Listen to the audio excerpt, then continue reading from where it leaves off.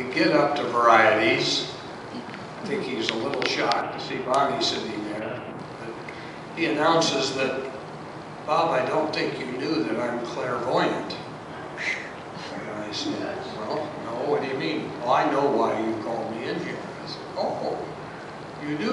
Yeah, you and Bonnie want some financial advice. I said, well, why don't you read this letter, which says you're being inducted into the North Canton Hall of Distinction. And really, for at least 30 seconds, he was stunned. It was quiet.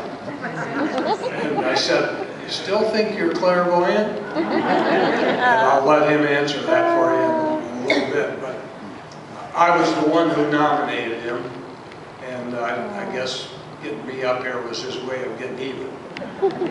Anyhow, Myron Draper.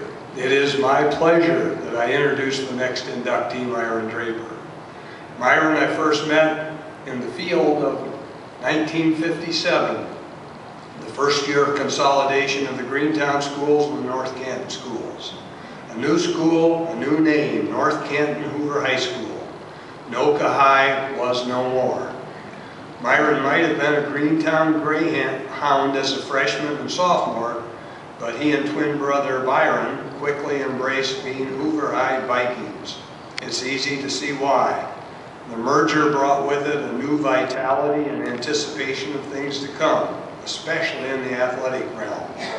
Myron and his twin brother Byron were pretty good athletes. Well, okay, excellent athletes. That first year after the consolidation, the new Hoover Vikings were 8-1, losing only, I hate to mention, Jackson.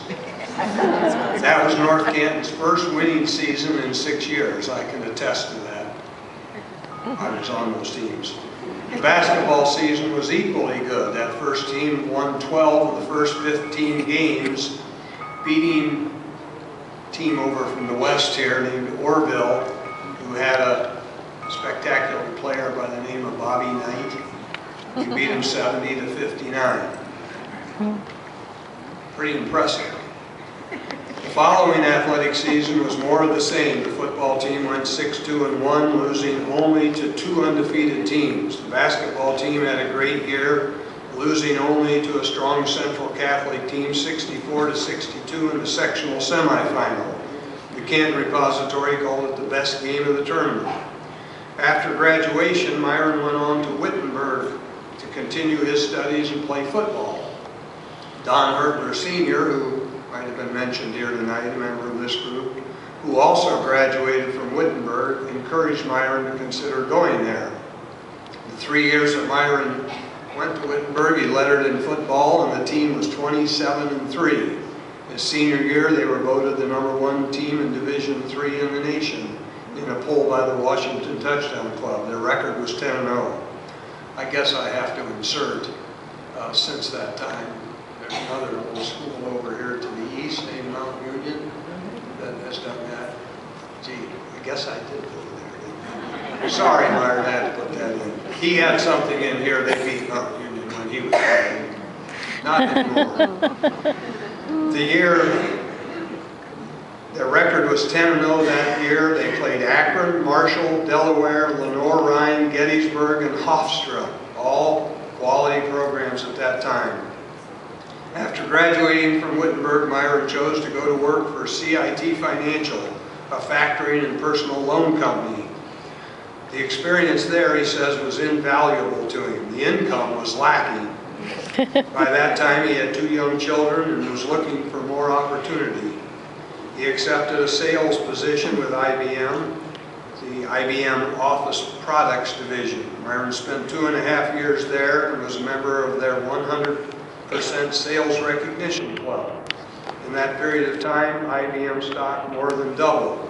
He was finding that his real interest was the stock market. He applied for a sales position with Merrill Lynch and in the fall of 1967 was hired. He spent the next 36.5 years living his dream. 32 of those years he was recognized for excellence in sales and marketing and customer service. When he stepped down as a financial advisor, he was first vice president of investments, overseeing approximately $250 million of investor assets. That was his work career. What is just as impressive is his quiet philanthropy throughout his adult life. Anything having to do with North Canton generally, or North Canton schools specifically, anything that he was asked to support, he did. He is and has been a recognized contributor to the United Way for over 35 years. He's given back to Wittenberg well over 20 times what room, board, and tuition was in the fall of 1959. He created an endowed scholarship fund at Walsh University in 1992 to memorialize his good friend and business associate Gary Farry, perhaps, who died unexpectedly at the age of 54. With the help of others, that fund today exceeds $250,000. It awards 4 $5,000 scholarships to deserving students every year.